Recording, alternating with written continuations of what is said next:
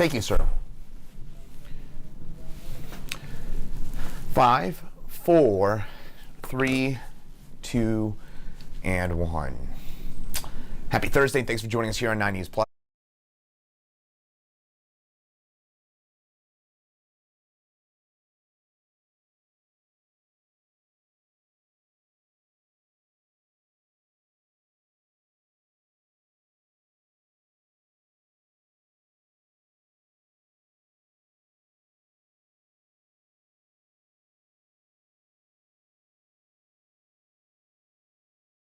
Low temperature today will be our coldest day in at least 32 years here in Denver. So needless to say, if you're joining me right now, I got to imagine that you're inside, you're warm, hopefully you're by a nice fire, something like that.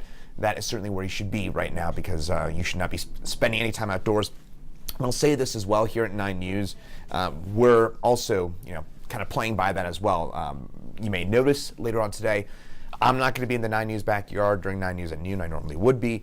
Our meteorologist will not be outside today. We're taking this as seriously as possible, because this is not just another winter day kind of cold. This is serious, serious stuff, something we haven't seen in decades. And the view outside right now here in Denver just kind of looks like the Arctic, with those temperatures well below zero right now across most of the metro area. I'll show you those temperatures here in just a second. The good news is, and this is important good news, is that yes, it is brutally cold, but this is a one-day streak where we're going to be this, dangerously cold. Where, again, if you're outside for more than 10 minutes, you're going to start to develop frostbite, that kind of cold. That's really just today. So that is the good news. Tomorrow, we're only topping on the teens. So we're not exactly talking about Maui tomorrow, but we're going to be a lot better tomorrow. And again, you'll be able to go outside and kind of do the normal things. Tomorrow will be more of a normal cold winter day. Today, then by this weekend, by the way, speaking of wind and whiplash, those temperatures, we are going to be well above average by the time we get to your Christmas Day. And I'll show you that, all that here in just a second. So look here, folks, this is brutal. Whether we're talking about minus 30, minus 40, it really doesn't matter. But I do kind of want to get into some of those specifics about and contextualize just how cold it was and it has been for us here across the metro area. So today, this morning, we dropped down to minus 24 for us here in Denver. That our coldest temperature in exactly 32 years, since December of 1990. That was recorded at DIA. Minus 42 wind chill. That is our second lowest wind chill on record and our lowest since 1979.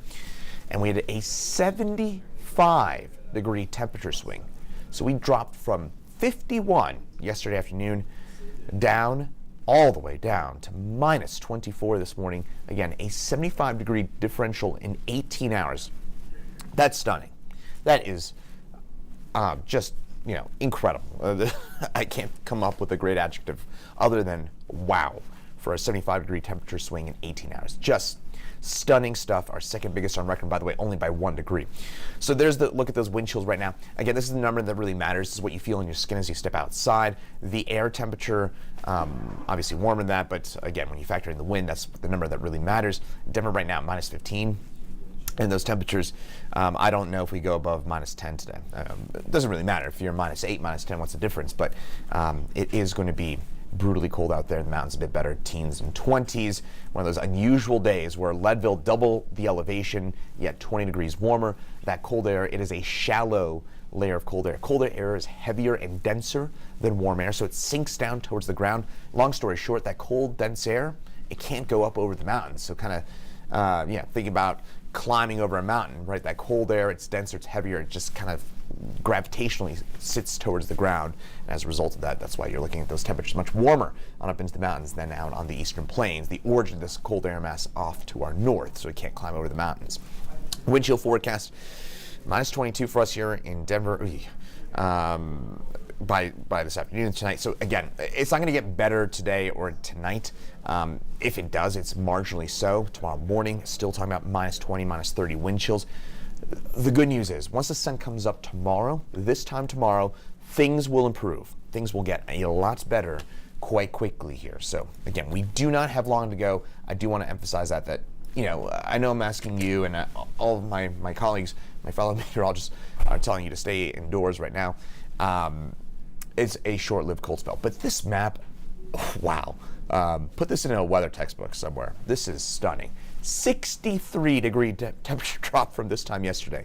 63 degrees colder now than it was this time yesterday here in Denver. Oh, you can just stare at that map. And again, I've lived here in Denver for almost 13 years here, folks. And I can just tell you that I do not often see anything like that. This is a generational cold air outbreak. I think it's safe to say that at this point.